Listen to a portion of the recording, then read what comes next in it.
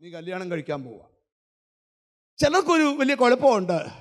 കല്യാണം കഴിക്കുമ്പം പണ്ട് നടന്നതെല്ലാം കോളേജിൽ വെച്ച് കൊടുത്ത ലവ് ലെറ്ററിൻ്റെ കാര്യവും, ദൈവത്തിന് സ്തോത്രം, അവിടെ വെച്ച് ആരാണ്ട് അയച്ച മെസ്സേജും, അവിടെ വെച്ച് ആരെങ്കിലും പെമ്പിള്ളാർ എഴുതിയ ഓട്ടോഗ്രാഫും ഒക്കെ, ദൈവത്തിന് സ്തോത്രം, ഭാര്യയെ കാണിക്കും.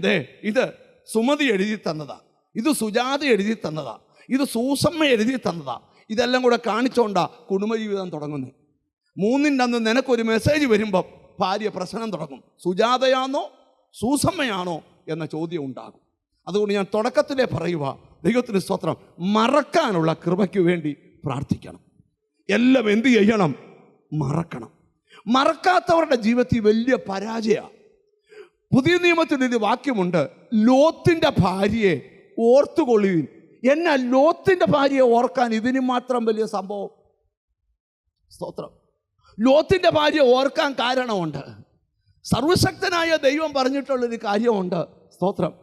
ഇവിടെങ്ങും നിൽക്കരുത്, പുറകോട്ട് നോക്കരുത്, മുമ്പോട്ട് ഓടിക്കണം. ഉൽപ്പത്തി പുസ്തകത്തിലെ ഒരു വാക്യം വായിച്ചുകൊണ്ട് നമുക്ക് ധ്യാനം തുടങ്ങാം. ഉൽപ്പത്തി പുസ്തകം, ദൈവത്തിന് സ്തോത്രം, 19-ാം അധ്യായത്തിൻ്റെ 17-ാമത്തെ വാക്യം. അവരെ പുറത്തു കൊണ്ടുവന്ന ശേഷം അവൻ ജീവരക്ഷയ്ക്കായി ഓടിപ്പോക. അവിടെ തൊട്ട് തുടങ്ങാം. ജീവരക്ഷയ്ക്കായി ഓടിപ്പോക.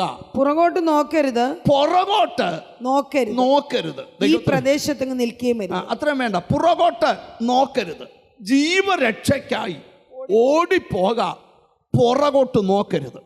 ഇന്നലകളിൽ നടന്ന സംഭവങ്ങൾ, ഇന്നലകളിലെ തിക്താനുഭവങ്ങൾ ഇന്നുകളിൽ ഓർത്ത് കരഞ്ഞുകൊണ്ടിരിക്കരുത്. ചില ആൾക്കാരൊക്കെ നമ്മൾ ചെന്ന് വർത്താനം പറഞ്ഞുകൊണ്ടിരിക്കുവാൻ അവരിങ്ങനെ ഭയങ്കരമായിട്ട് കരയും. ബ്രദറെ, ഞാൻ എന്തെല്ലാം സഹിച്ചാണോ ഇതുവരെ വന്നതെന്നറിയാമോ? അച്ചായൻ നിന്നുള്ള ഉപദ്രവം, സ്തോത്രം, മക്കൾ നിന്നുള്ള ഉപദ്രവം, നാട്ടുകാർ. ഇത് കേട്ടാൽ വേറെ ആർക്കും ഒന്നുമില്ലാത്ത പോലെ. എല്ലാവർക്കും അങ്ങനെയൊക്കെ തന്നെയാണ്. പക്ഷെ ഇവരത് വലിയ കാര്യമാക്കുന്നില്ല. സ്തോത്രം. ഒരു എതിർപ്പും ഇല്ലാത്ത ആരെങ്കിലും ഉണ്ടോ എന്ന് കൈ ഉയർത്തിക്ക്. കണ്ടോ, ഒറ്റ കുഞ്ഞുങ്ങളില്ല, മൊത്തം പേർക്കും എതിർപ്പുണ്ട്. 1-ാം ക്ലാസ്സിൽ പഠിക്കുന്ന കൊച്ചു തൊട്ട്. സ്തോത്രം. ഞാനൊരിക്കൽ 3-ലോ 4-ലോ പഠിക്കുന്നൊരു കൊച്ചൻ്റെ അടുക്ക പ്രാർത്ഥിക്കാൻ വന്നപ്പോൾ എന്നോട് പറയുക, പാസ്റ്ററെ, എൻ്റെ അടുക്കലിരിക്കുന്ന സ്റ്റെഫി എന്നെ സൂക്ഷിച്ച് നോക്കുക, അവൾക്ക് വേണ്ടി ഒന്ന് പ്രാർത്ഥിക്കണേ, അവിടെ നോട്ടം എൻ്റെ ഒന്ന് മാറിപ്പോവാൻ.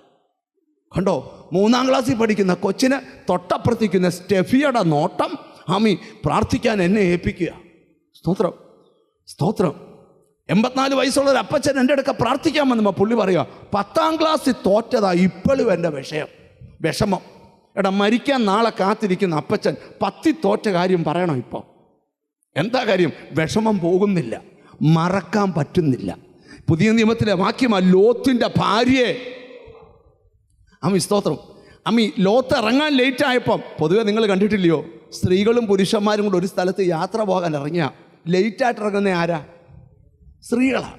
കാര്യം അവരൊന്ന് ഉടുത്ത് ഒരുങ്ങി കണ്ണാടിക്ക് ചുറ്റും ഒന്ന് കറങ്ങി, പിന്നെയും പൗഡർ നോക്കി, പിന്നെയും പെർഫ്യൂം എടുത്തൊന്ന് വീശി, 4 കാറ്റടിക്കുമ്പോൾ ഇതെല്ലാം പോകും. എന്നാലും വേണ്ടുകയല്ല.